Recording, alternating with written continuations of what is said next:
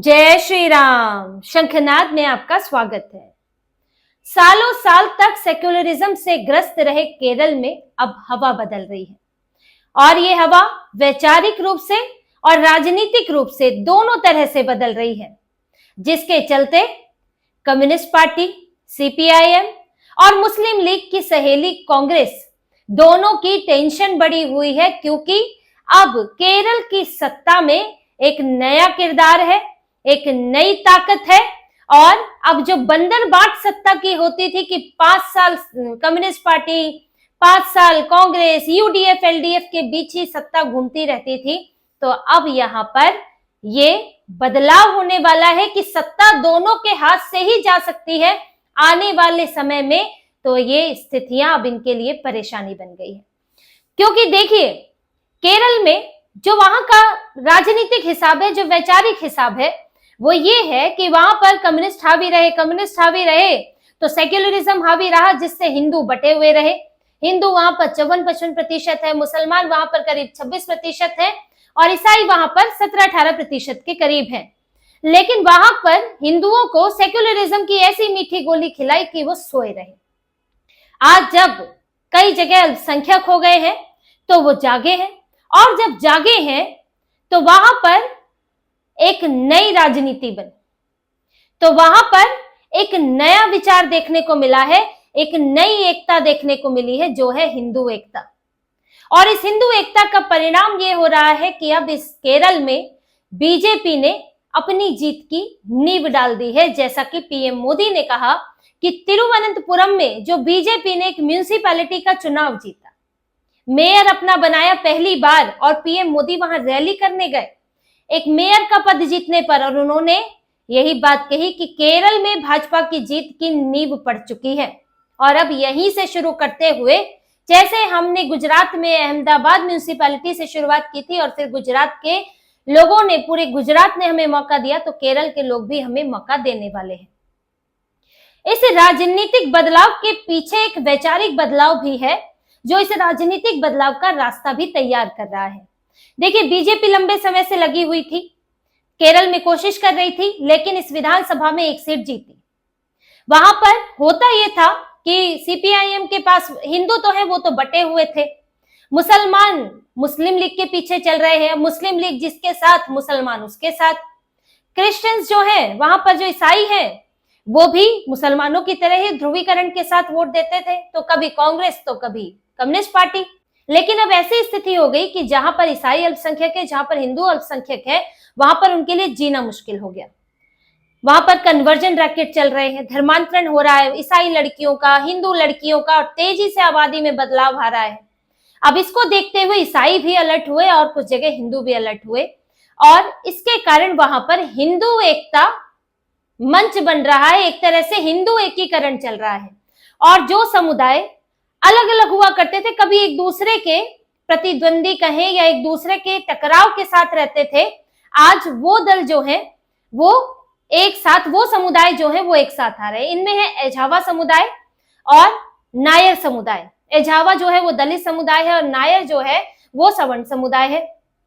अब इनके एक संगठन बने हैं और दोनों संगठन साथ आ रहे हैं, जिसमें एसएनडीपी एक संगठन है, श्री नारायण धर्म परिपालन एसएनडीपी योगम, जो कि एझावा समुदाय का है।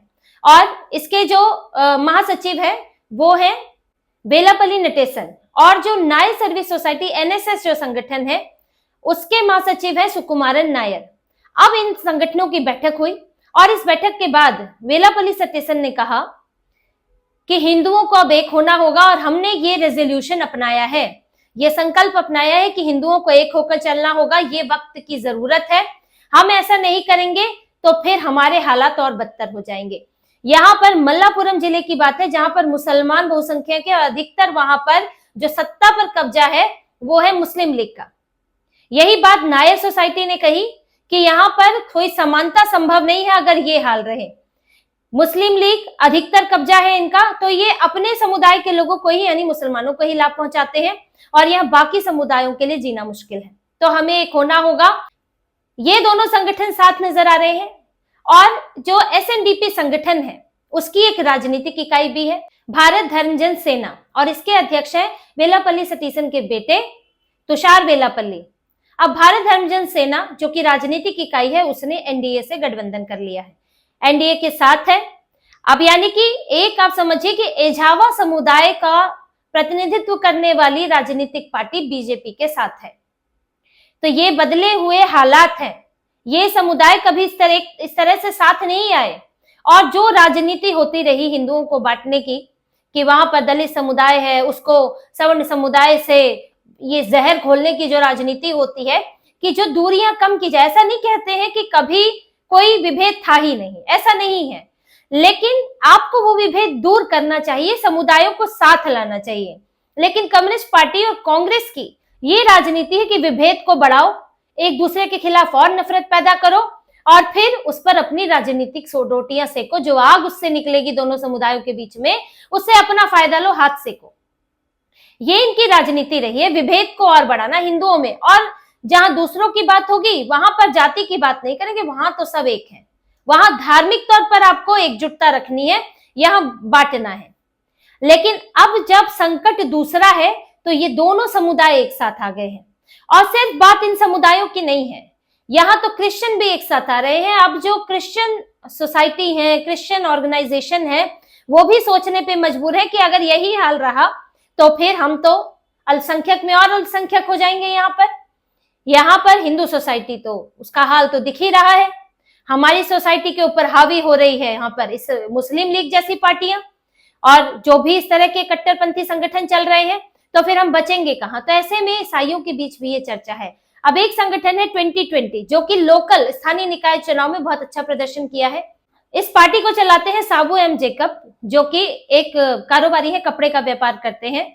वो उन्होंने अपनी पार्टी बनाई और स्थानीय स्तर पर निकाय चुनाव में उनकी पार्टी ने सीपीआईएम, कांग्रेस और यहाँ तक कि बीजेपी, इनको मात देते हुए उनके उम्मीदवार जीते हैं। तो इनकी एक अच्छी पहचान है और एक वैकल्पिक राजनीति देते हैं। अब इनकी पार्टी ने भी बीजेपी से गठबंधन कर लिया, एनडीए में शामिल हो गई है।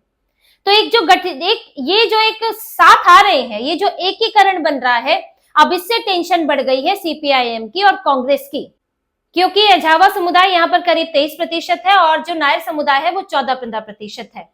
तो ऐसे में अगर ये साथ आते हैं, तो अगर कुछ इलाकों में भी साथ आते हैं तो इनका पूरा समीकरण बिगड़ जाएगा। और यहाँ पर बीजेपी जो अभी तक छोटी एक अभी पिछले साल से ही छोटी जीत मिली है, वो एक बड़ा हिस्सा हासिल कर सकती है। सर्वे भी आ रहे हैं, जैसे कि एक हालिया सर्वे में बीजेपी को 22% वोट मिल सकता है इस बार केरल विधानसभा में, इस तरह का सर्वे आया है। तो यहाँ पर किंग तो थोड़ी मुश्किल स्थिति है, लेकिन किंग मेकर की स्थिति में बीजेपी आ सकती है। सीपीआईएम के साथ तो स्थिति देखिए ये है, अभी कांग्रेस की भी हम बात करेंगे। सीपीआईएम के साथ स्थिति ये है कि वो मुस्लिम लीग कांग्रेस के साथ है। तो अब अगर सीपीआईएम कम्युनिस्ट पार्टी मुसलमानों का तुष्टीकरण करती है तो इनसे ईसाई नाराज हो जा रहे हैं कि आप हमारी हालत नहीं देख रहे हैं कि हम किस तरह से धर्मांतरण का शिकार हैं। हमारे स्कूलों में जो है यहाँ पर हिजाब से लेकर नमाज पढ़ने तक की इजाजत मांगने को लेकर हंगामा होता है, तो हमें टारगेट किया जा रहा है। अब जो हिंदू समुदाय में भी थोड़ी बहुत जागरूकता आई है तो वो भी सवाल कर रहा है। तो ये परेशानी है उसके ऊपर से भ्रष्टाचार से लेकर और सबरीमला मंदिर से जो सोना गला कर चुराया गया है उसके भी इनके ऊपर आरोप है और पीएम मोदी ने भी ये मुद्दा उठाया था।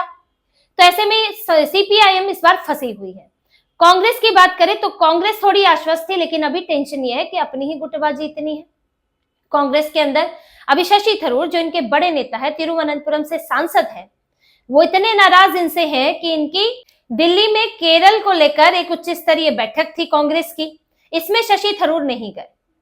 और वो कहां गए?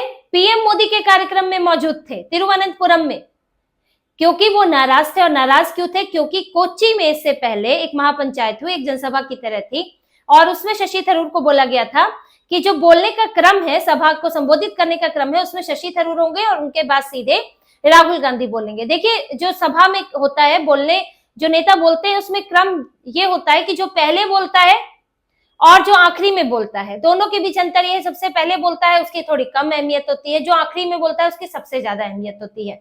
तो इसी तरह से बनता है।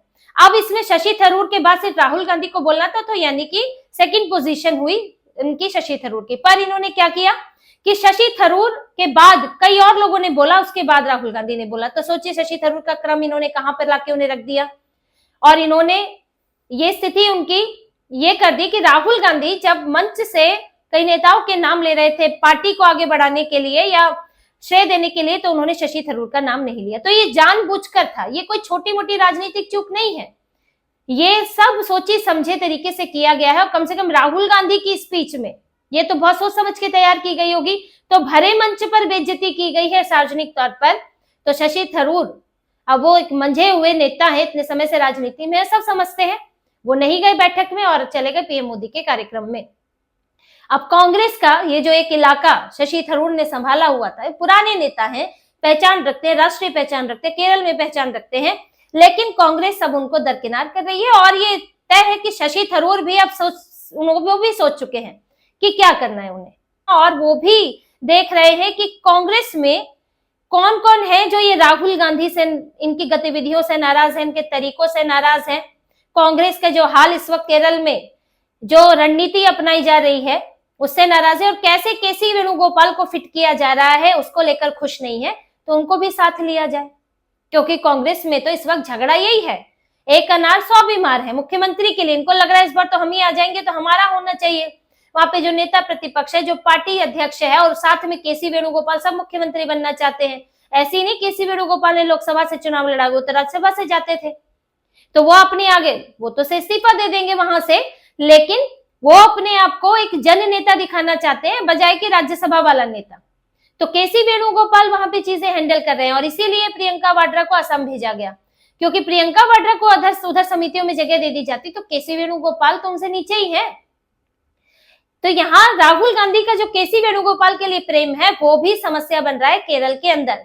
और ऊपर से अब ये झावा समुदाय और नायर समुदाय ने जो फैसले लिए हैं उससे कांग्रेस की परेशानी बढ़ रही है, क्योंकि कांग्रेस के साथ है मुस्लिम लीग, और मुस्लिम लीग से ये लोग त्रस्त हैं।